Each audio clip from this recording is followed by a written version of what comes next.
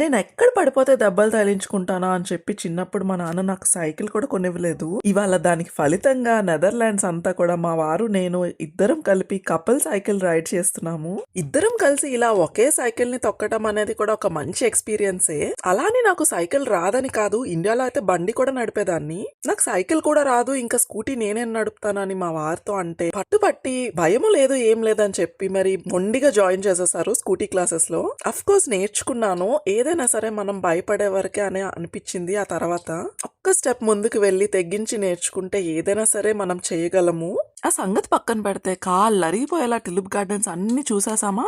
ఇంకా అంత చూసినా సరే మాకు తనివి తీరలేదు. ఒక గంట సేపు లైన్ లో నిలబడి సైకిల్ అద్దెకి తీసుకొని 15 కిలోమీటర్లు తొక్కాము. మా వారిది నాది కపుల్ సైకిల్ అయినా సరే కాళ్ళు మాత్రం విపరీతంగా నొప్పి వచ్చేసాయి.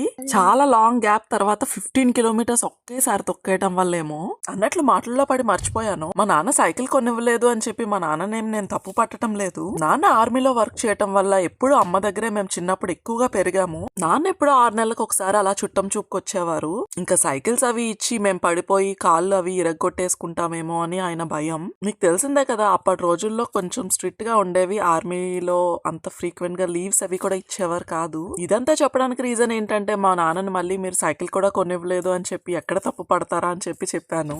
మా నాన్నది మేము పడిపోతామని భయం కాదు, ప్రేమ. నాన్న మా దగ్గర ఉండేవారు కాదు కాబట్టి అలాంటి ఇన్సిడెంట్స్ ఏమైనా వస్తే నేను, మా చెల్లి, మా అమ్మ ముగ్గురం ఎక్కడ ఇబ్బంది పడతామా అని ఇలాంటి ఫెసిలిటీస్ అయితే మాకు ప్రొవైడ్ చేయలేదు. ఇంకా ఫ్లాష్ బ్యాక్ ని కదిపామంటే మాటలు ఆగకుండా వచ్చేస్తాయి. ఈ టులిప్ గార్డెన్ లాంగ్ వీడియోస్ అయితే ఆన్ ప్రాసెస్ లో ఉన్నాయి. మోస్ట్లీ ఈ వీకెండ్ లో పోస్ట్ చేయడానికి అయితే ట్రై చేస్తాను. అంతవరకు సెలవు, బాయ్, టేక్ కేర్.